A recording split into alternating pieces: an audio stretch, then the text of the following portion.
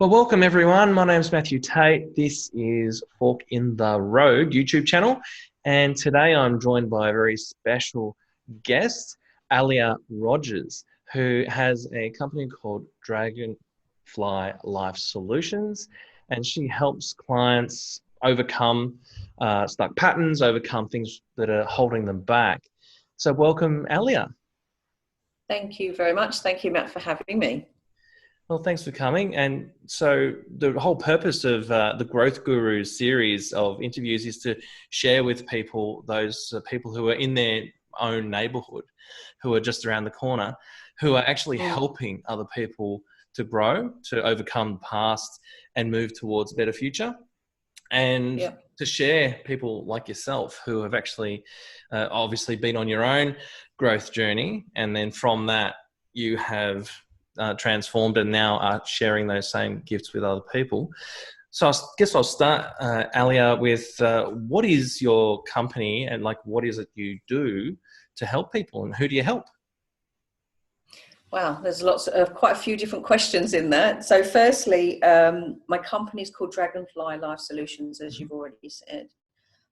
And the ultimate goal with any client of mine is to actually get them to a place where they can release any baggage that they've held or been hanging on to, any baggage that's been holding them back, and get to a place where they can actually be, and it sounds like a cheesy line, but be a better version of themselves, or be the ultimate version of themselves. I don't know if that answers your question, because you asked me about 3 questions in one, didn't you?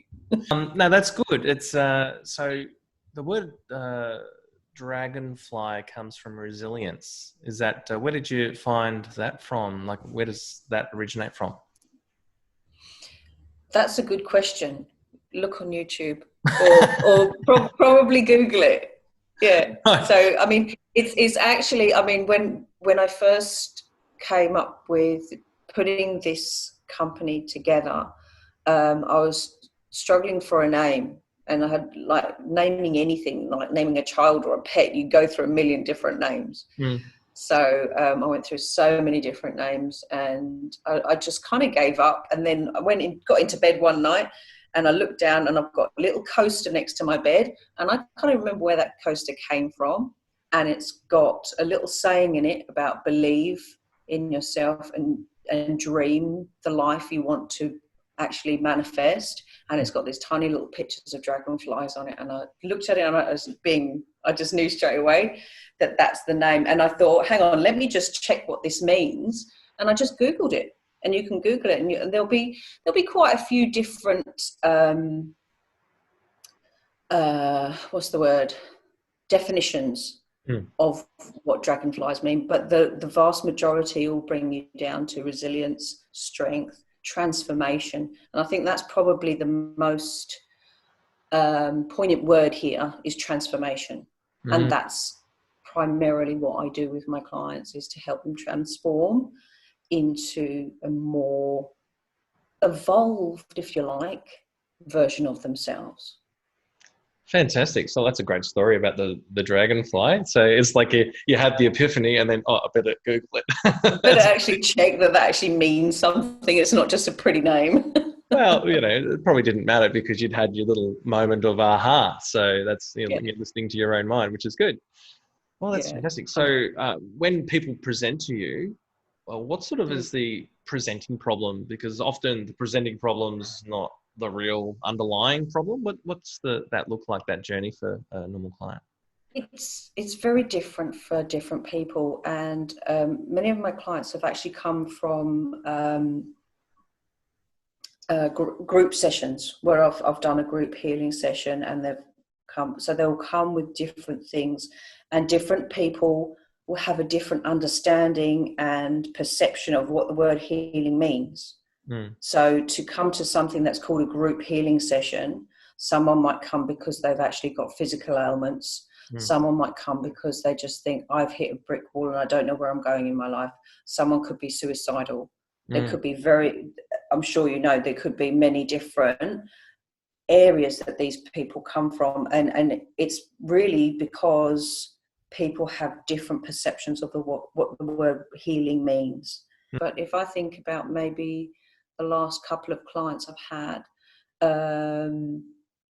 depression comes up very high on the list of things that people are wanting to deal with. And that's something that's actually close to my heart, because it's something that I've dealt with, both personally and with people close to me.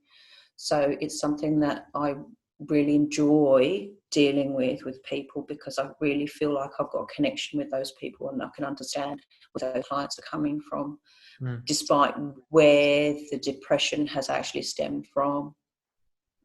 Right. So that gives probably a little bit more power too behind what you're doing to heal them or helping them with, because you can relate from where they've come from. 100%. And that means the conversation, you're not looking down, you're kind of on that same level in a way, even though you're leading them. I think you've hit the nail on the head. I don't think you never have a sense of superiority over anyone. I think we're all equal in this game of life, and it's a matter of really trying to relate to other people, and I think that's something that I fortunately have come to this earth equipped with, is being able to relate to people. And sometimes it's because I've had that kind of experience myself, and sometimes it's just because I can really put myself in that person's shoes, and I think that's the story of any empath. And I think doing the kind of thing that I do, being an empath, I don't think you could do this kind of thing if you weren't an empath. Yeah. So that's primarily like what I bring to the table, is being able to really relate to my clients. Does that make sense? So I know that you've studied self-directed healing, and you've studied, I think you've studied Marissa Peer, is that right? Yeah, that's right, yeah. And you've done a few other things. So what's your methodology for helping people to find out what's inside and shift on the bad stuff and aim towards the good stuff? Now, there's a big question. So the methodology, I can't tell you that there's any one specific thing that is my methodology, because one person might walk through the door. And I think primarily what I use is my intuition. Okay, great. And being intuitive about a particular client helps me direct myself as into how I'm going to help them and what needs to happen first. So yes, I've done self-directed healing, and that's primarily what I tend to do with most of my clients. But I have had a lot of training through Marissa Peer, and she is someone, and her work is something that has actually transformed my life. And we might come on to that eventually. But when someone comes to me, it's a matter of intuition as to which way I'm going to go with them. But self-directed healing, when I use that process with certain clients, that's a really good way of finding some information about where that where that client is in their journey, because it really helps you on a conscious level to drill down as to what they are feeling and where their emotions might be bubbling up to the surface, and what is right there for them and what needs to be dealt with first. So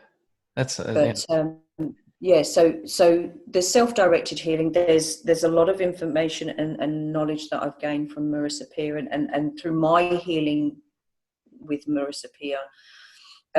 But I've been in this game, if you like, since about the age of 12, and there's no one thing that I can, I can't put it down to one particular thing. Oh, I'll use this with this client or that with that client, because there's fortunately a whole plethora of knowledge in here somewhere, plus the intuition that that I'll use. So it might be primarily self-directed healing, or it might be primarily something else. Right. But if I take you back to when I was 12, I'll just tell you a little story. My dad was actually a businessman. He worked in a bank. He was very sort of, normal. if you want to put it that way. But, he just had a typical sort of, bank job and not outside the box, if you like. And then he came across a method called the Silva Method, which is spelled SILVA, Silva Method, and it's still around. And he came across this and it changed his life. And then he got myself and my siblings to do this Silva Method course. And that's where things started ticking over for me and things started changing for me. And that questioning mind came in as to what more is there to what other than what's on the surface. There's more to all of this than it might first seem. So literally from that age, from when I first did that course at the age of 12, it kind of got the gears, the cogs moving and things working in that realm, if you like. So right from that age, there's things still from the Silva Method that I use now. And guess what I'll be Googling after this call? Sorry? Guess what I'll be Googling after this call? The Silva Method. Yeah. And the thing is, that's going back quite a few years.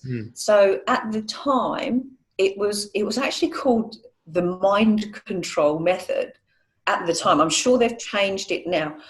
Because you mention the word mind control to people and they think you're actually controlling their mind, and it's not that at all. And I'm sure you understand, Matt, that it's controlling your mind.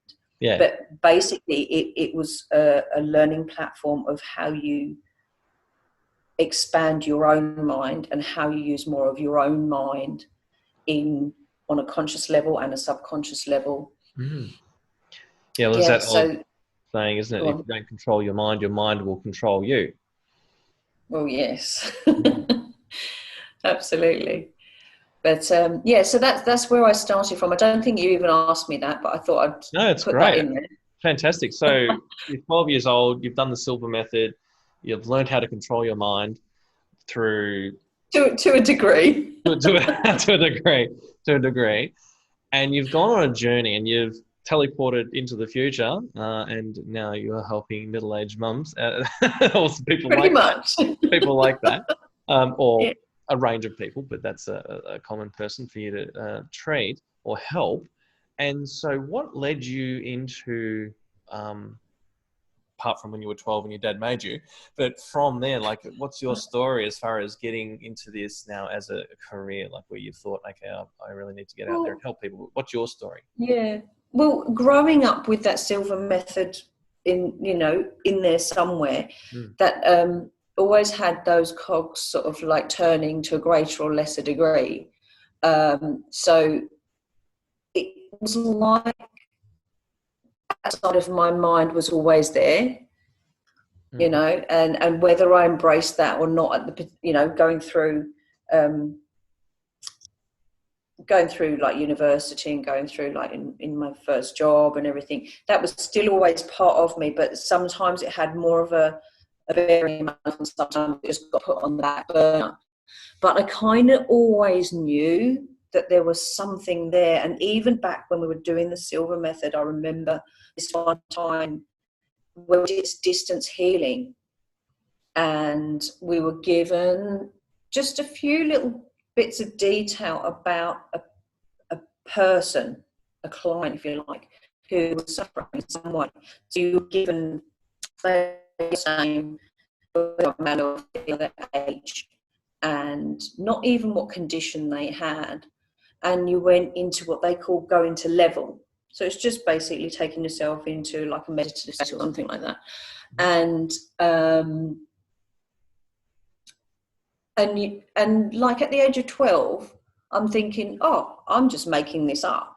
But I was starting to talk and I was just saying, okay, I can visualize this lady and she looks like this and she's got a sore knee. I'm just making this up. But, I could sort of visualize what was happening with her. And then we done a group healing on that lady. And it transpired that everything that I'd said and visualized was actually true. So even from that age, I was kind of thinking, well, there's something here. I'm sort of rambling on a bit, really. No. So you've healed some woman with a sore leg, a sore knee.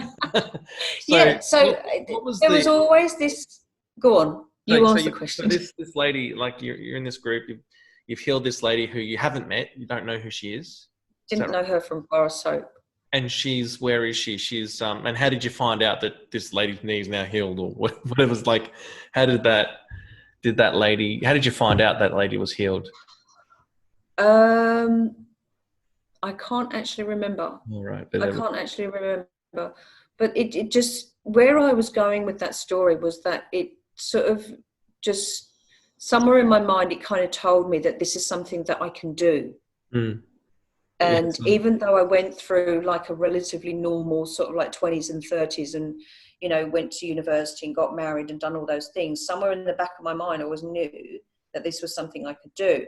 So fast forward to sort of like into my 40s, I hadn't really done anything much with it.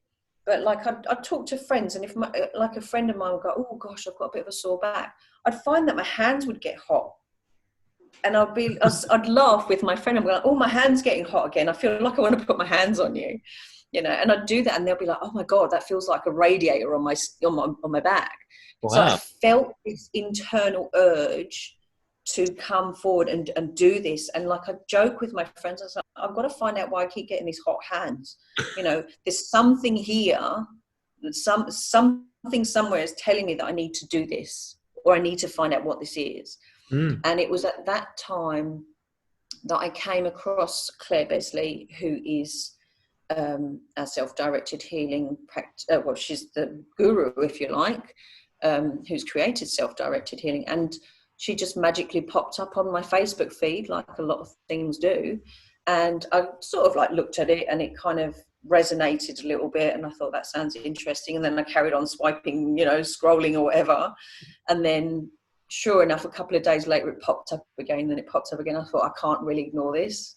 Mm. So I just thought, okay, let's make some inquiries. And and in my mind, I thought, I need to find out what these hot hands are all about. I need to find out if I've got some kind of healing power or something. Yeah. So it was good timing for me to find Claire and to actually tap in to that whole world of healing. So when I did the course with her, and this is going back a couple of years now, I did the course, and I remember walking out from finishing that course and thinking, yep, this is why I'm here. Everything in my life suddenly made sense. Right. And all the trials and tribulations that I've had throughout my life suddenly made sense, because it all just clicked into place as to, these things have happened, so I've had these learnings. Yep. And now I've had the learning of how to do this healing. Mm-hmm. I can bring it all together now and be able to use all my pain and hurt, but in a way that I can now sort of pay that forward, as it were, mm-hmm. and use that to help and benefit other people. I don't even know what question you asked me, but no, it's I just went off on one. Because now all my mind's thinking is hot hands. Hot hands. And hot but hands. Yeah, it's a weird thing, and I still get it. And you know, that's another area of healing that I still want to learn about. And you know, I've done elements of Reiki. Yeah, I was going to ask you the Reiki, because that's... Yeah, I haven't actually done a specific course as such on Reiki. Right. But I think the whole hot hands comes into that realm. But this is where I was going when I was talking about healing the lady when I was 12. I've just had this sort of... hang on, I don't know how to say it. When I done the healing training with Claire, it kind of just got me thinking, hang on, I've been doing this forever.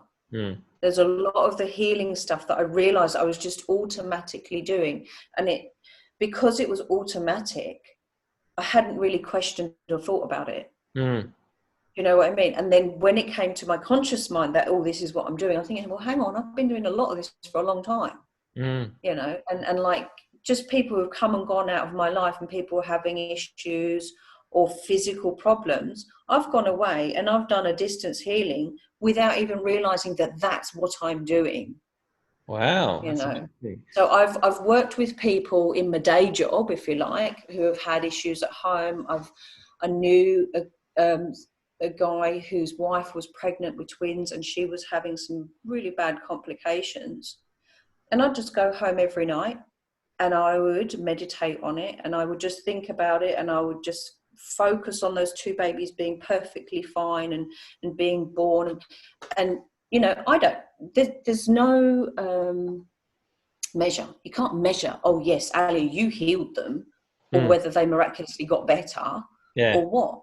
But you know, those two kids are about 7 years old now, and they're perfectly healthy and perfectly fine. Wow. But you know, they at the one point they were told that only one of them might survive, and they're both perfectly great. But it wasn't until later on, when I look back at that I thought, well, hang on, I was just automatically going home and automatically just doing healing night after night after night, right, for those twins, you know. And it was, so it's just something that kind of is inbuilt in me, I guess, is what I'm trying to say.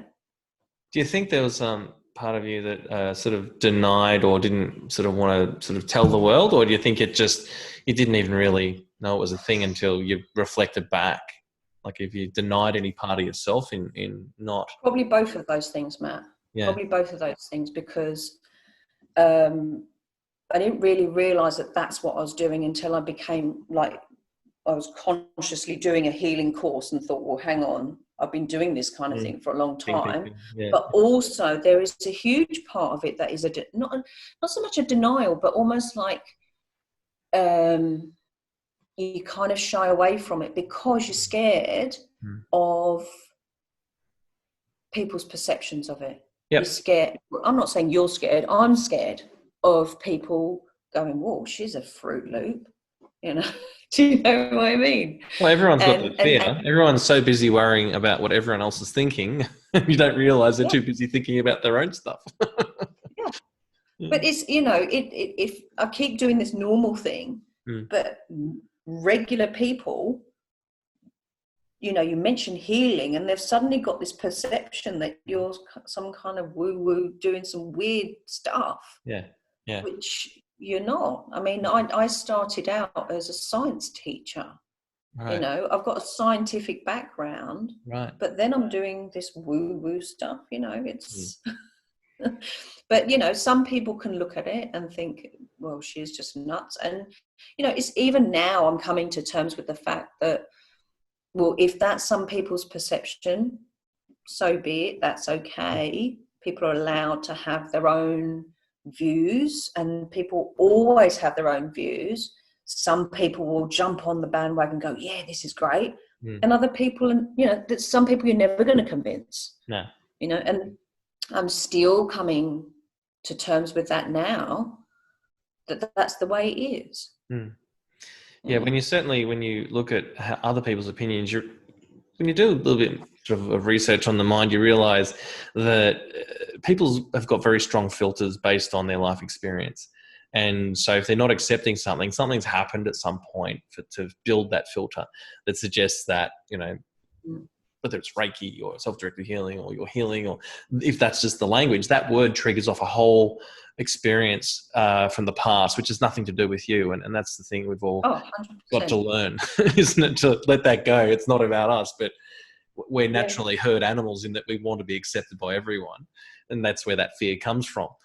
But it's a fascinating story. Wow, you've really been on an adventure with your hot hands, haven't you? I'm forever going to be known as Hot Hands Lady now. These nicknames can stick, can't they? Have you ever, when those hands were hot, sort of put the hands on someone, or you just did it after? Yeah. Oh, yeah. So when this first came about, like she's still my best friend now, and she'd often suffer from a bad back. And I'd just be around there having a cup of tea, and she'd be like, oh, my back's really hurting. I'd be like, oh, my hands have got really hot. Can I put them on you? And she'd be like, yeah, come on then. So I'd literally put my hands on her lower back where it was hurting and just sit them almost like a heat pack on her back. But in my mind, I'm sort of downloading energy through my head, through my body, and channeling into her body. And, you know, she'd be like, oh, that feels red hot. You know, so for me, I'd get quite excited thinking, wow, she can actually feel this energy, you know, and at the time I didn't know that I was actually doing something. I just thought, you know, I didn't really know what I was doing. I was just following my intuition. Yeah. But yeah, I've done that many times, and I'll do it to my pets now, and I need to do it to myself a little bit more. Is it something you can do for yourself in that it's sort of coming through you? Have you done it? I don't think I realize, because say I'd hurt my thumb, I'd put my hand on my thumb, and yes, I can feel the heat myself coming through, but I don't need to put my hands on myself because I'm channeling the energy anyway. Yeah, you're already a part of it. So I can channel the energy and just channel it to where it needs to go anyway. Wow. Yeah. Very interesting. And now I'm thinking about with regards to the hot hands and the channeling, does that come across then into self-directed healing? Like, is that something that combines? When I do the self-directed healing, I tend to keep that as a separate entity. Mm-hmm. That's and like with the hot, we're going to go with the hot hands. I think that's actually a trade name for something.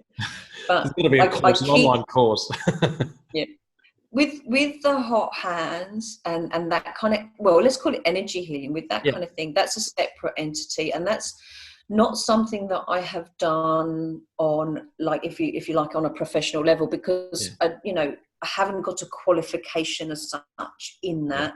You know, I wouldn't be able to say to someone, yes, I've done a course on that.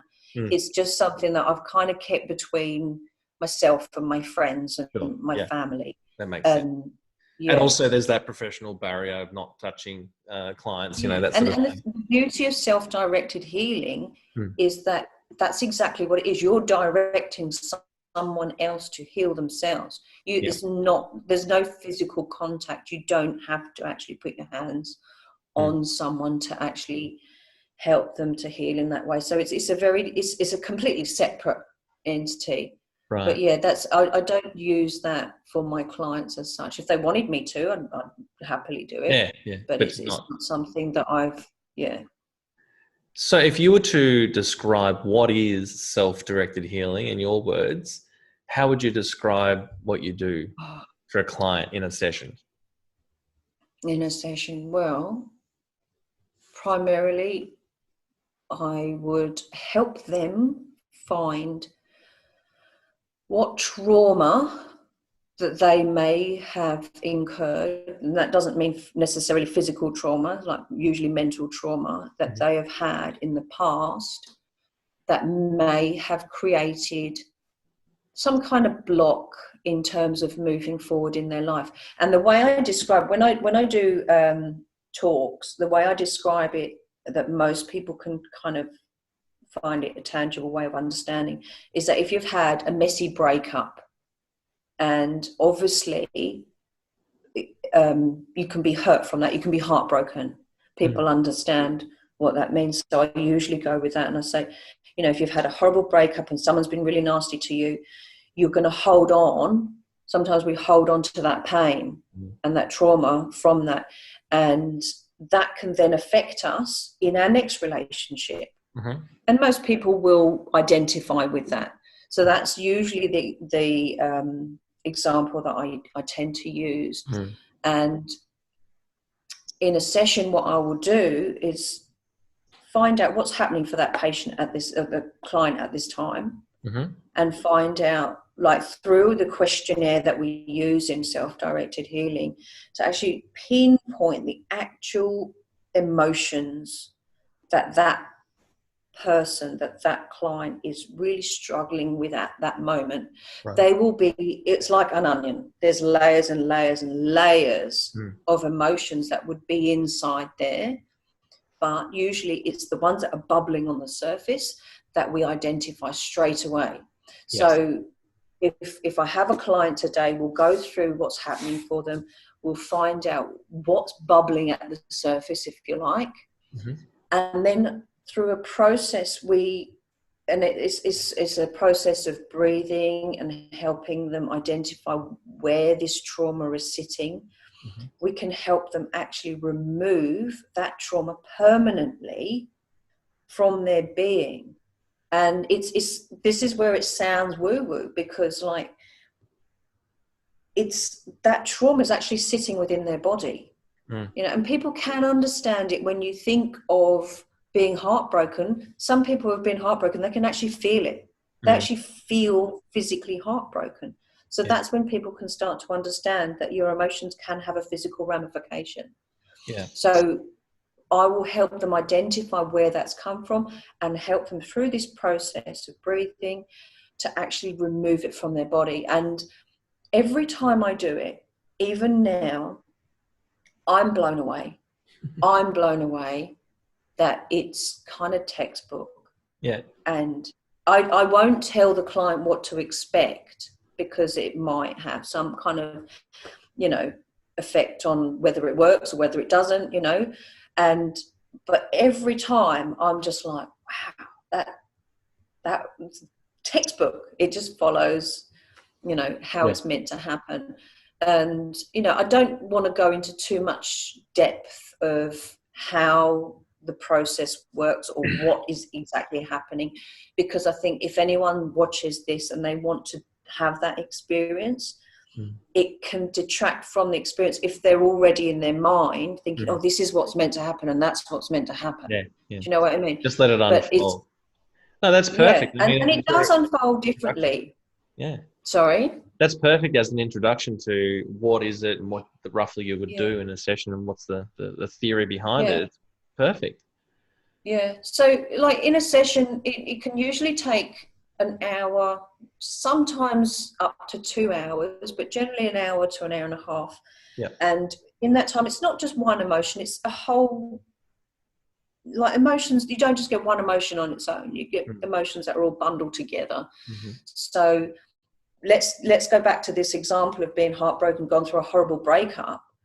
You might feel some guilt, you might feel betrayed, you might feel sad, you might feel angry, you might feel a whole bunch of emotions. So by removing one emotion from someone's body, if you like, from their whole being, I think that's a better way of putting it. You're removing from their being. You're not just removing one thing. With that comes a whole bunch of other stuff. And that's one thing that we do with self-directed healing. We actually have a questionnaire where the client actually grades how much they're feeling each particular emotion. And you do that before they start, and you do that when they finish. And more often than not, they would have shifted quite a few of those emotions dramatically within one session. So it's not just picking one thing and thinking, right, we're going to work on that one thing today. You might focus on one thing, but as that comes out, it drags with it a whole bunch of other stuff as well. That's right. You sort of open up Pandora's box and, okay, now we better sort some other things out. Kinda.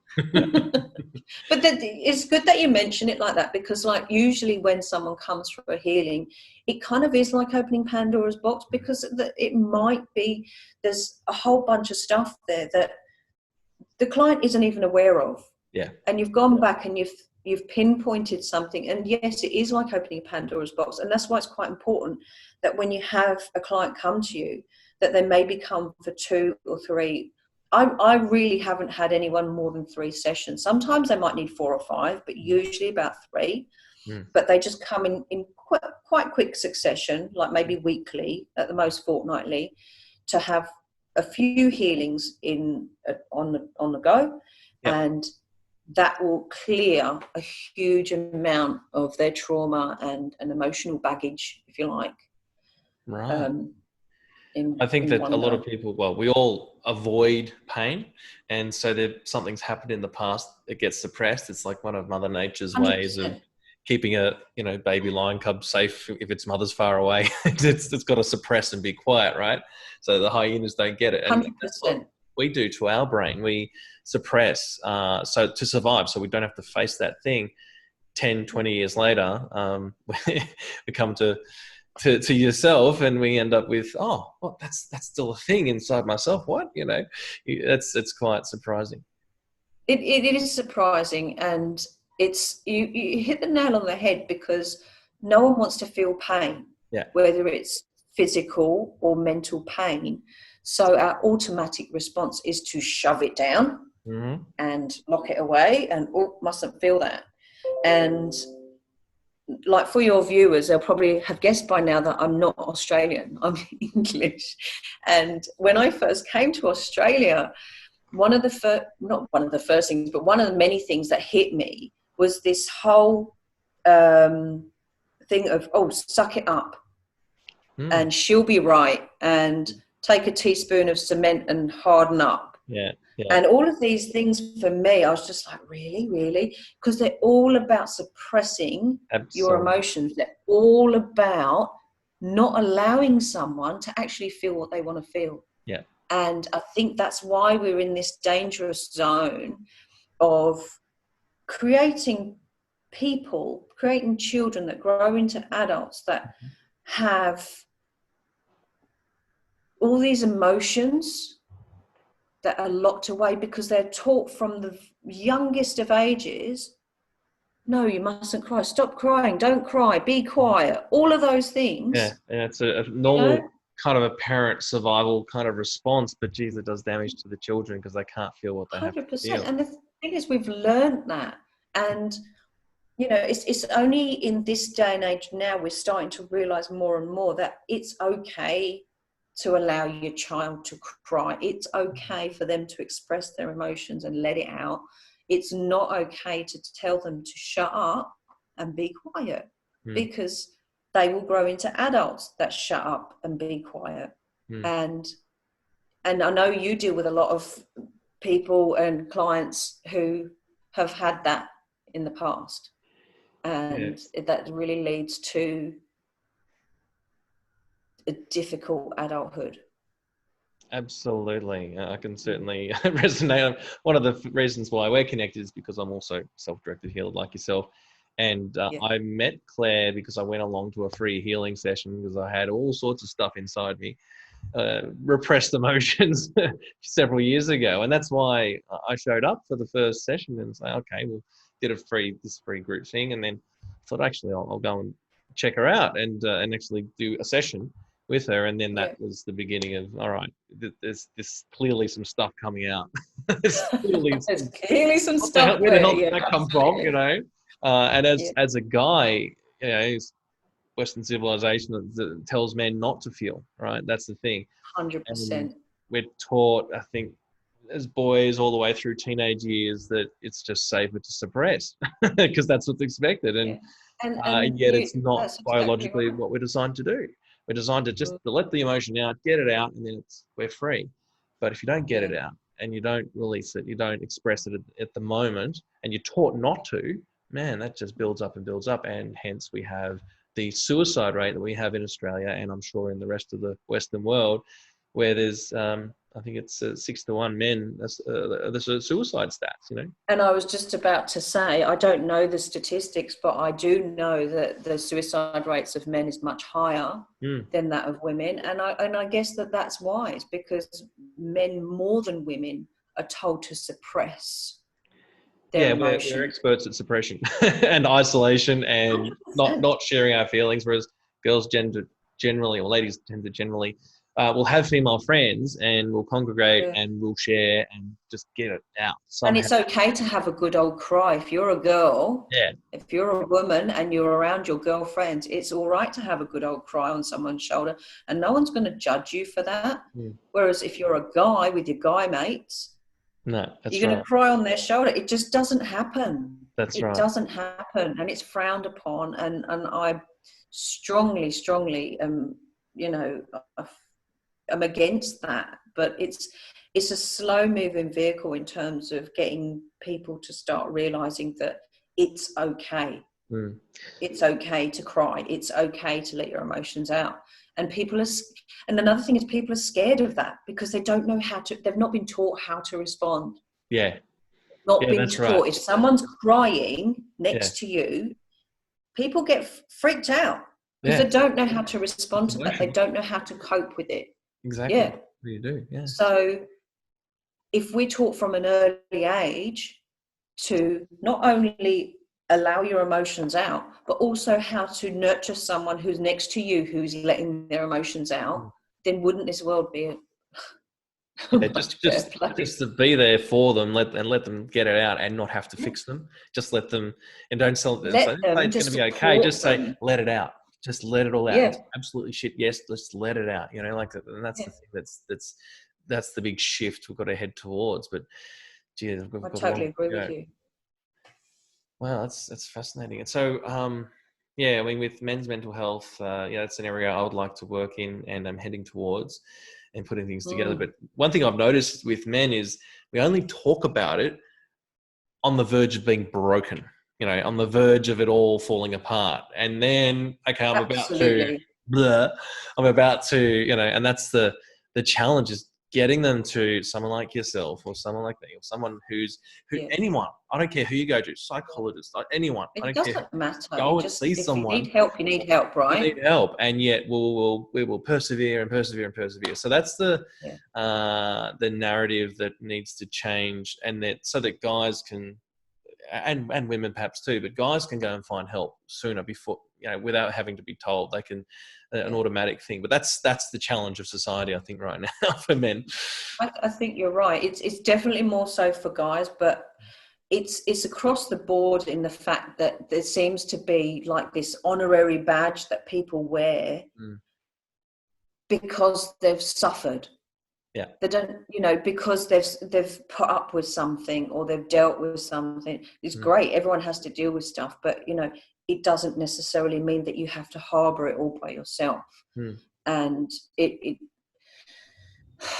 it's a big shift for society to go that way. But I think we're slowly moving in that direction. Don't you think?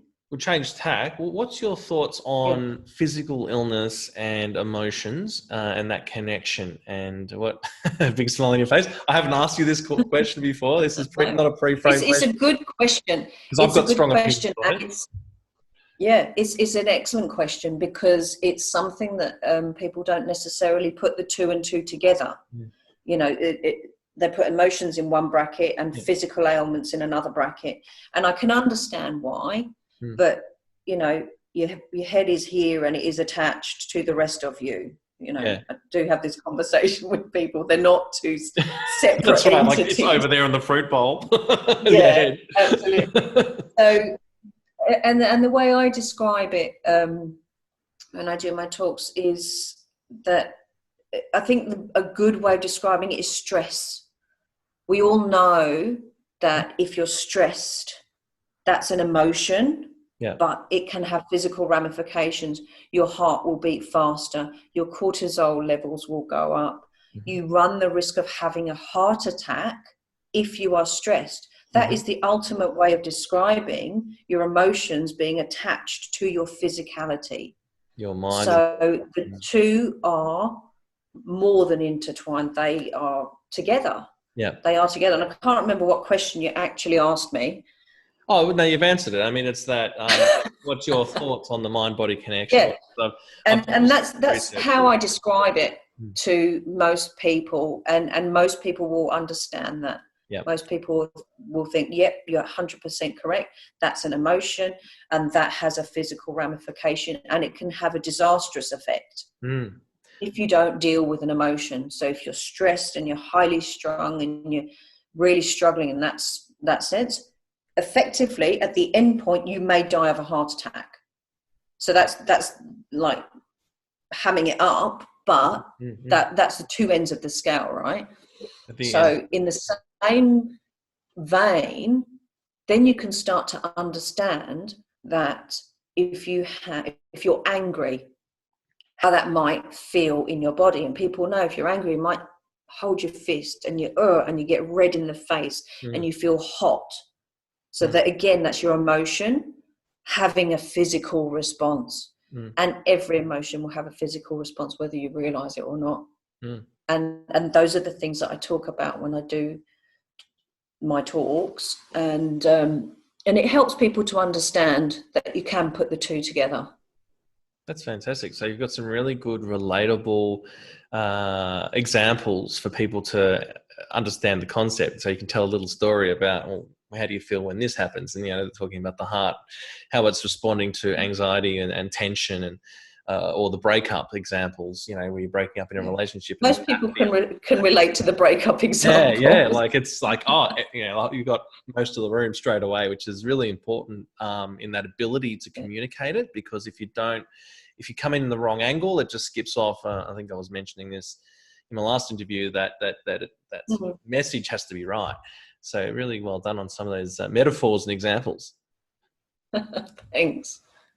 So the mind-body connection. Well, there's some great research from, I think it's Dr. Gabor Mate. I've read a couple of his books, and he's gone down that rabbit hole, and because he tells us stories, so many stories from his experience, where he's looked at all the studies, and you can see clearly all the people who have cancer have got issues with resentment. All the people who've got other issues. So there's like real correlation between these two, and yet the medical model's kind of ignoring it, or just too busy trying to treat the back end instead of treating the front end, which is the emotion in the first place. Getting into it before it's actually a drama that shows up in hospital. 100%. And I think you've just sort of touched on a whole nother realm of, like, a whole nother topic in terms of modern medicine compared to what we're doing here. And I think for a long time I had an issue with modern medicine because it didn't quite marry up to how I was feeling and what I was doing. But it certainly has its place. If I broke my leg, I'm not going to go to a Reiki healer. Yeah. If I break my leg, I want some drugs. That's right. And a doctor to and I want a plaster cast. Yeah, a plaster cast. That's right. So it's... But having said that, I'm 100% in terms of treating the cause, not treating the actual ailment, as it were. If you can treat the cause, if you can find the root cause and treat that, I'm all about that. Whether it's in a naturopathic health, nutritional way, or if it's like with the self-directed healing. I mean, self-directed healing is actually going back and fixing something that's happened in the past, but it can actually still help you have a much more a stronger constitution, as it were, because if you're fixed in, as we've just talked about mind and body, if you're fixed in your mind, you're fixed in your body. That's not a great word to use, is fixed, but I think you understand where I'm going with that. Yeah, well, I've also done some research with Dr. Joe Dispenza's work, where he scientifically proves that it goes from hard science, neuroscience, all the way through to woo-woo, where it's like the quantum realm, and it's like fairies and angels. And this is the thing. This is the thing. There's so much that we don't understand, but it doesn't mean you discount it. Yeah. I think there's an awful lot that we maybe can never understand. We might not necessarily be able to put it into scientific explanation, but it doesn't mean we discount it. There's so much we can't understand. I think there's actually now some science that's backing up some of this even now. But it doesn't weave its way into the medical model straight away, and perhaps there's resistance from maybe the pharmaceutical companies, who are in the doctors' colleges and that sort of thing. But that aside, that's not my bag. I don't know what's going on in the background there, but there's science there, and it's being proven day by day. There's increasing amounts of science around it, which is fantastic. Amazing. So now we'll switch on to the Marissa Peer stuff, which is a word that comes out of that is hypnotherapy, and what that means, because people think they're going to be clucking like a chicken, right? So what could you describe as to what you might do in a session, or what it means to have some hypnotherapy in your session? Hypnotherapy is a completely different realm. If you think about it, it's working on the connections in your brain, the neuro connections in your brain. I don't have the science words behind it, but if let me try and think. If we start with the actual hypnosis, it's, like you say, people get scared of the word hypnosis because they see these acts on stage and stuff like that, and they think that's what hypnosis is. It's not that. It's a form of meditation as far as I'm concerned. Yeah. And it's rewiring. That's the word I was looking for. It's rewiring the connections in your mind, in terms of what you believe and what that means to you. Okay, so we were talking about hypnotherapy and what that is, and you had some more stories to tell about hypnotherapy and how that's either affected your life or your client's life. Yeah, well, it's more, I've got stories around myself and not so much clients, but like myself and friends of mine. And I mean, you asked me what hypnosis is for me. It's definitely not this woo-woo thing that some people have this misconception that it is, because in my mind, hypnosis is just going into another level of your mind, and into a space where you can manipulate, if you like, the connections that you've made. So you might have preconceived ideas that, I don't know, let me think of an example that, I don't know, if someone says my piece of work is bad, that means I'm bad.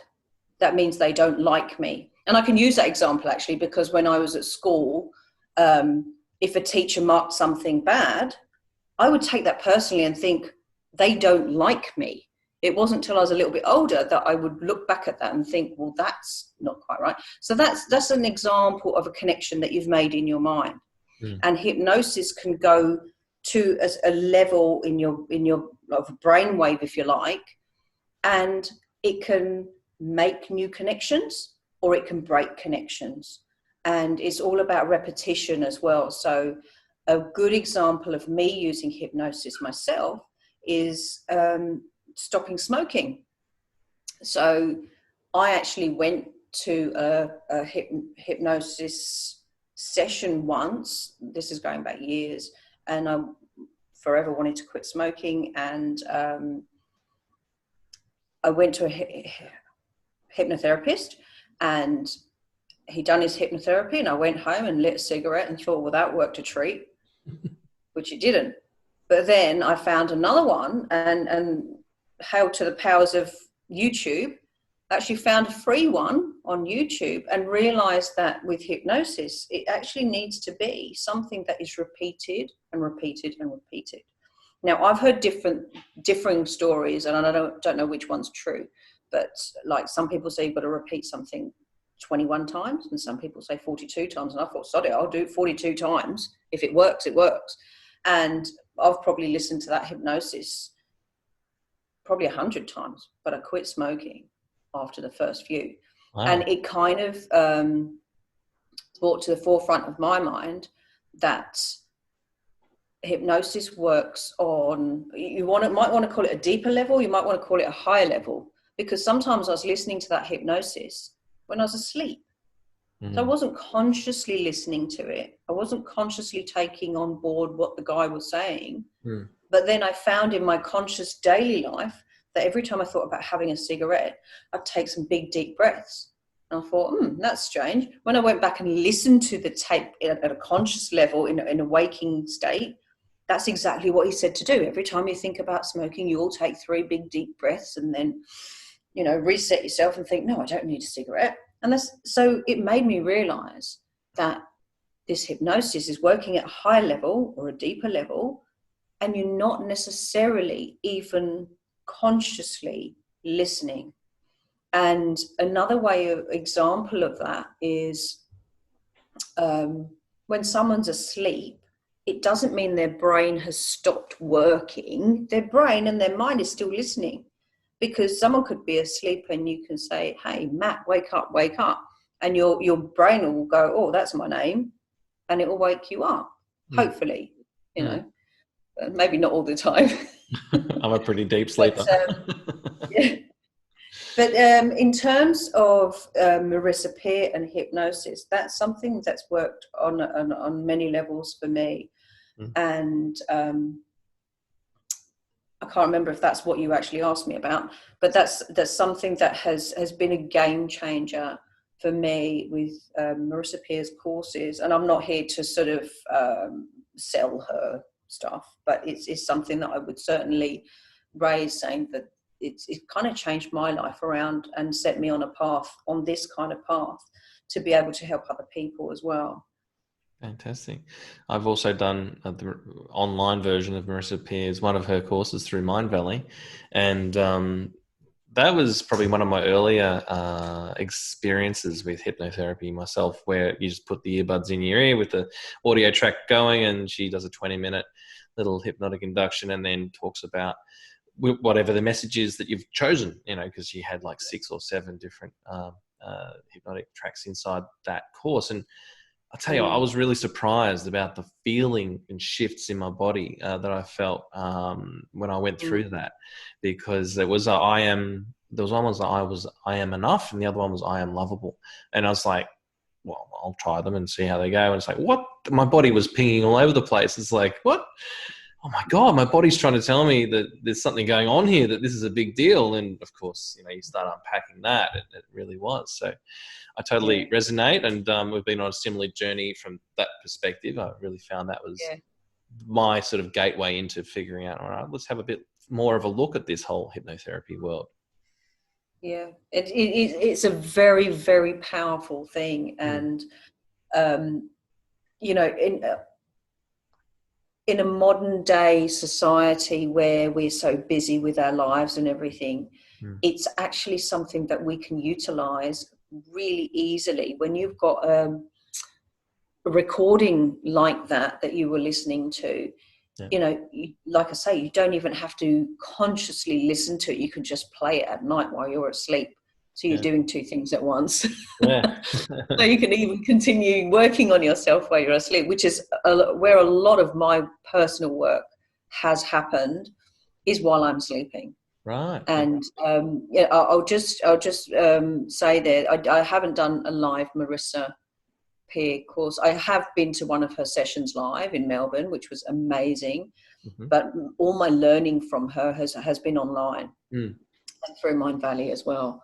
So that kind of, it feels like that was my awakening to a large degree into myself. And I've also done the I'm lovable, and I'm still working on that. And there's things that it doesn't matter how evolved, if that's the word you want to use, you are, there's always things to work on. Yeah. There's always the things. Onion. There's layers of the onion. You peel back the layer and you keep, there's another layer. Off you go. And but in my experience, onions actually come to an end.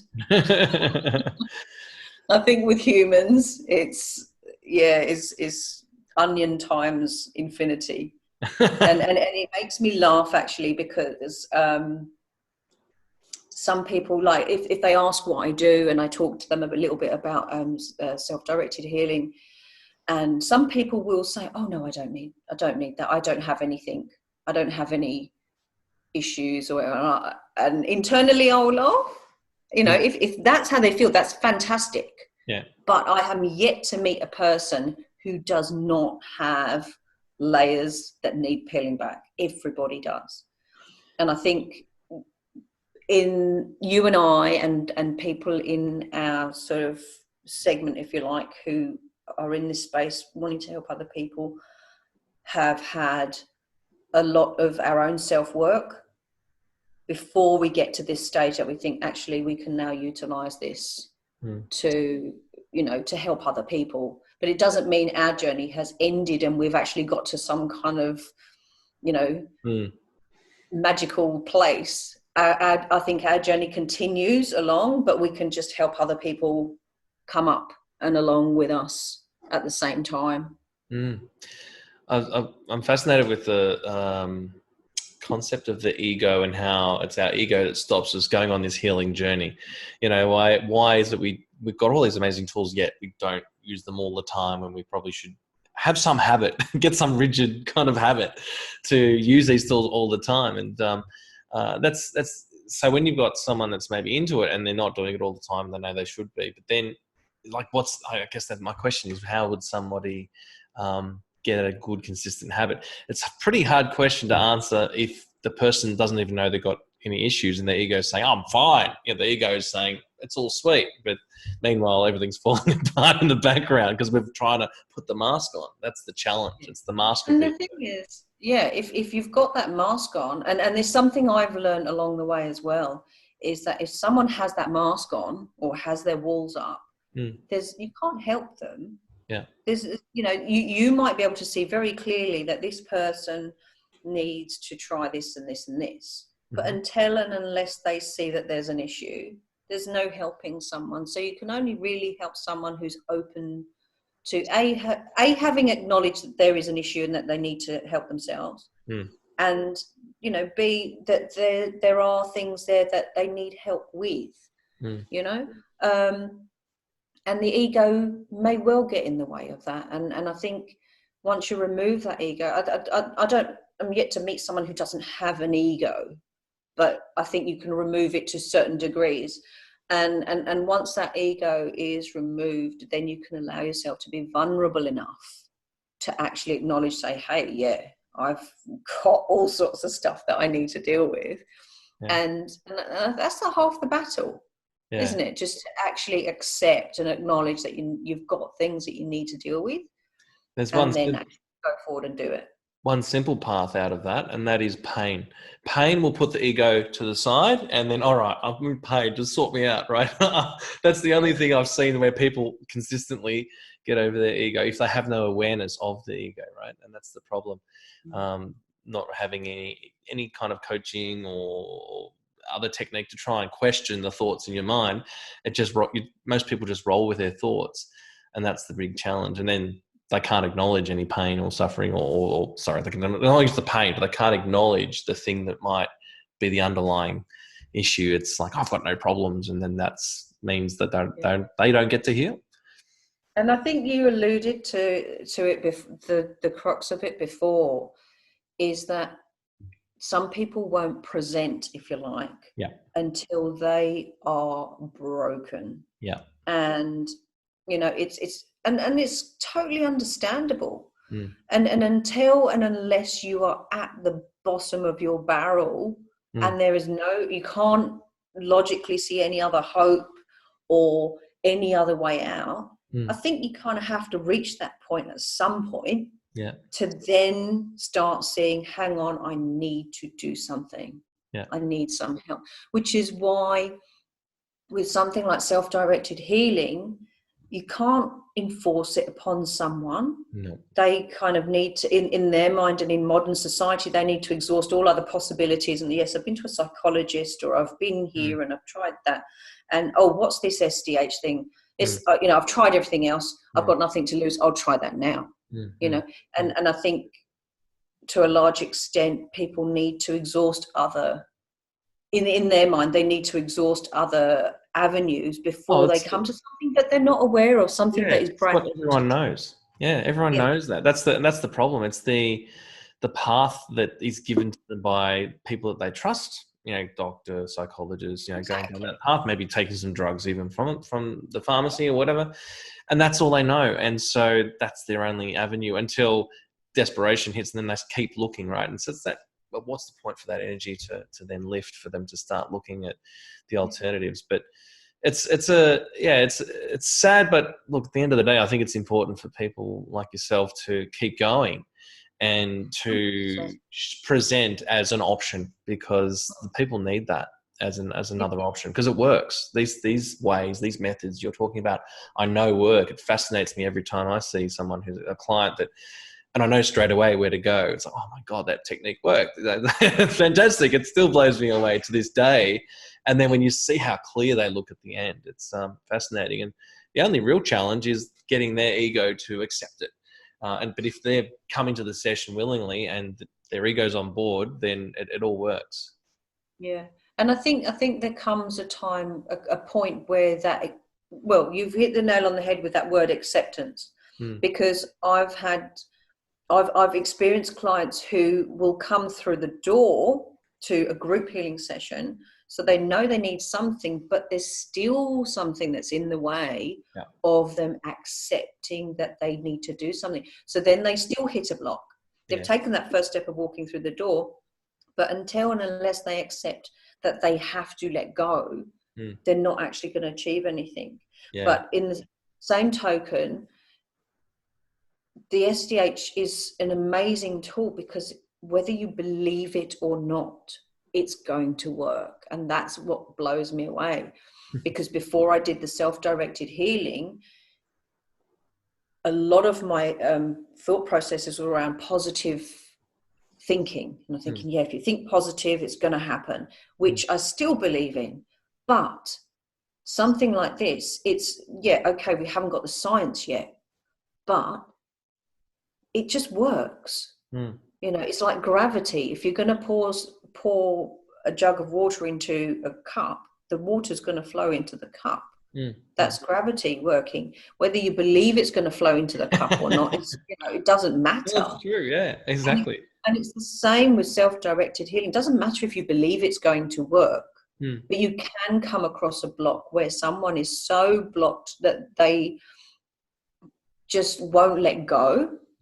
That's when it might become a difficulty. But I'm yet to see how this, doesn't work for certain people, because it's like you say, it blows you away every time. And one thing I haven't spoken about, Matt, is any specific clients that I've had. But I don't know if you wanted me to talk about. Well, what's the story that comes to mind? Obviously without. No, I just in my mind just had one of my old clients pop into my head just talking to you then, and it was where we were talking about scraping the bottom of the barrel. It's like when you've at your wit's end and you've got nothing left. And I had a lady come to me, and she was going through a horrible breakup, and it had been going on for a long time, and things had got drawn out, and there was nothing left in the tank, as it were. It was just like a shadow of herself. And she came to me, and I don't always do like face to face. It's usually in this kind of format where it's on Skype or something like that. But this lady actually came to my house, and she lay on the couch, and we done a healing session. And, I can't remember what the exact blocks were, which I wouldn't discuss anyway. But we'd done the self-directed healing session. And like I said earlier, usually people do like 1, 2, 3 sessions. We did 1 session. And before we started, I was thinking she's probably going to need about 4 or 5 sessions. So we did this 1 session. And as I'm showing her to the door, she started giggling. Like, what's funny? And she goes, I don't know. She said, I just haven't felt any kind of joy or happiness for so long. And it was like it was bubbling up out of her. Wow. And it was just so wonderful to see. Sorry, I've got a fly. It was so wonderful to see that she just started giggling, and she didn't even know why. And it's all this weight is almost, I could see this weight that had just been lifted off her. Yeah. And in herself, she looked brighter and lighter. And then I saw her a few days later, and I asked her how she'd been. She said, I haven't felt this good for I don't know how long. And when you get a client who says something like that, and when you experience them giggling when they didn't even know why they're giggling, that's what makes this worth doing. Yeah. Because it's a reminder to yourself that, yes, this is working. Because it's hard to know that something's working when you can't see it. Yeah. You have to believe that. Important to do the follow-up, isn't it? Just to get the feeling. Like I was doing some work asking some past clients about testimonials, and it's like, it was really good to hear about the positive benefits like 12 months later, or 6 months later, whatever it was. And I love that. And it's like, oh, that's actually really fulfilling. It's and to know you're actually and making that's what a makes difference. that's the icing on the cake for us when you do something like this, that, you know, someone turns around a year later and says, no, I'm still fine. That's, you know, whatever it was that you removed for them, it's still gone, which is wonderful. Yeah. I had a client, I would say probably my most difficult, not difficult in terms of how difficult it was to treat her, but in terms of where she was at. She was very, very low, very, very low. And she came to me at that point where she just had exhausted everything and pretty much thought that was the end. And within a few sessions, and this wasn't just, I did self-directed healing with her, but I also did some intuitive healing as well. And that was required for this lady. And without going into her details, we got rid of a huge amount of weight that she was carrying around. And we also found like a new path forward. And she's now gone from 0 to hero. And she's flying. She's at the top of her game now. And every time I see what she's doing, I'm not going to say, oh, I did that. I didn't do that. She did that. But I'm happy and proud to think that I helped her at least. You were involved. Yeah, because without that, it's like you're a tour guide pointing them in the right direction. They still have to climb the mountain. But 100%. That's a great way of putting it, Matt. But yeah, so, you know, I've got some really wonderful positive stories. And even from a group healing session where it's a lot more generic, I've had some really good feedback from those saying that, you know, they've had big shifts just from like half an hour group session. And it shows that it doesn't have to be very, very specific. It can be quite generic and it still has those effects, which is, you know, it's such an amazing tool to have under our belt, and to be able to do that for someone is, you know, priceless, really. That's amazing. So, I mean, one thing that I'm picking up on there as well is giving someone a vision for the future, or at least letting them build a vision for the future, because they're so busy thinking backwards, but they need to think forwards. And if you can start to get them thinking, feeling, seeing pictures and, you know, putting themselves into the future, then it completely can change the game, because now they're focused on that for a bit, you know, a little, even just a little bit of their day takes some of the weight off. So I think that's really powerful what you did in that instance. And the other thing that's jumping out of my mind is there's other modalities to talk about no content, which means you don't need to know the specifics, but if you take them through a process like you did in the group session, you don't even need to know their story, but they're going through and they're healing their own story through your method. I find that fascinating, that you don't need to know anything and yet you can. You don't need to know anything, and that's one of the beauties of this modality and this way of healing, is if you've got someone who doesn't necessarily need to bare all their soul to you, you know, they can just be in front of you like you are with me, and to be able to just tune into that person and be able to help them remove their own pain is such a privilege to be able to do something like that. Yeah, it's very unique, isn't it? It really is. I've never heard of anything like this before, and it's definitely it's an amazing tool. It really is. And you know, I think maybe some point in the future everyone will know about SDH and be able to do it for themselves. I mean, I learnt it from Claire, as we've both spoken about, and the amount of healing I've done on myself is incredible. You know, and if I can just even do a fraction of that for other people, it'll be amazing. And this is another thing that we haven't mentioned about SDH, is like, if someone comes to you for 2 sessions or 3 sessions, by that they've gone through the process 2 or 3 times, they can go away and do it themselves. That's why it's called self-directed. They can do it themselves. And the whole thing is about not having someone keep coming back and relying on you more, like you might go to a chiropractor or something like that, on and on and on, you're actually giving them the power, you're giving them the tools to then go away and be able to, whatever pops up in their life, to be able to go away and deal with that. If they've had a particularly horrible day or something happened, they might think, well, that's definitely created a bit of trauma there. Let's dig into that and get rid of it before it even manifests, before it even does anything. Yeah. And that's the power that SDH has, is being able to empower other people. Yeah, fantastic. It's it's a real journey, and I love the fact that you can start to. What it is, it's a conversation with your unconscious, with the rest of you, those different parts, the aspects of you, and the things that hold you back when you might want. You've got that. I think one term I've heard is rocket ships and boat anchors. Like you're sort of being torn apart because there's something holding you back. I've never heard that. Yeah, that's one of the things I've heard many moons ago, and I use myself. It's a good analogy as to why something's in tension. Of course, it's in tension. It's been pulled apart, and so we've got to try and dissolve the boat anchors and direct the rocket ships in the right direction. So, but that's what it is. It's a conversation with your own mind and getting to know yourself. And there's some amazing old ancient texts, and one of the sayings is "Know thyself."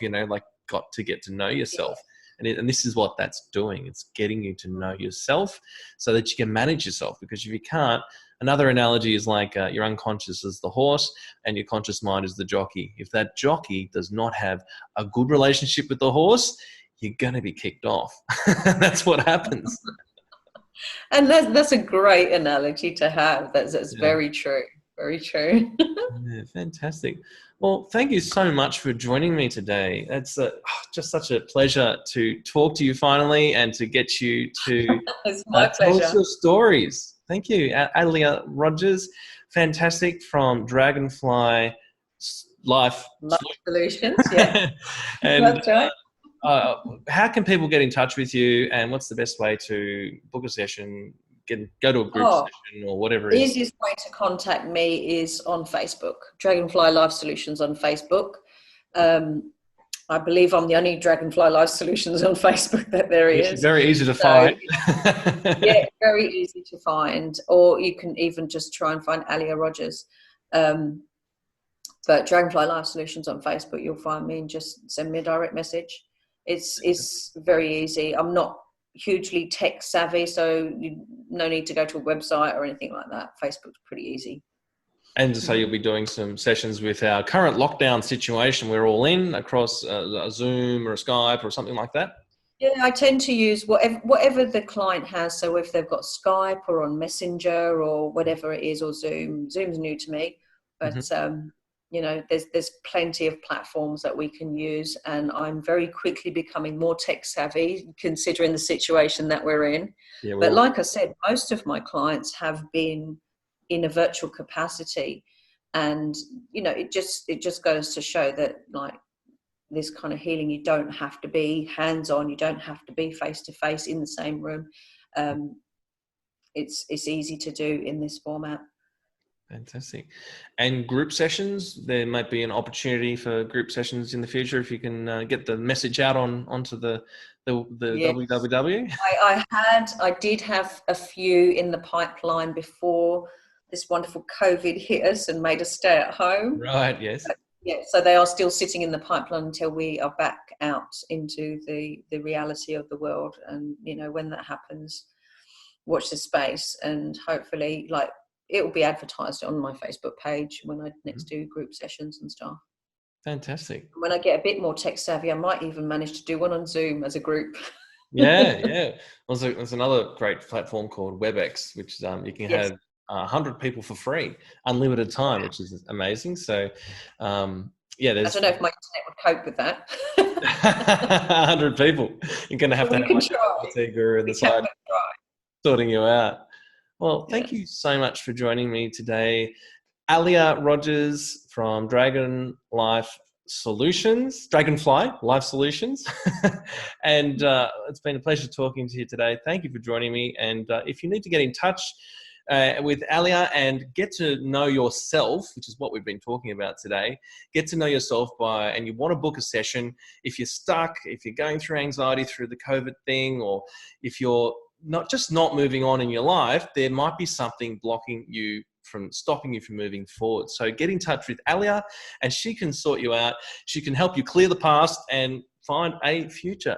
Thank you so much. Aliya Rodgers. Pleasure. Thank you very much, Matt. No worries. Thank you. See you next time. This is Matthew Tait from Fork in the Road YouTube channel and Fork in the Road Coaching, and we will talk to you next time.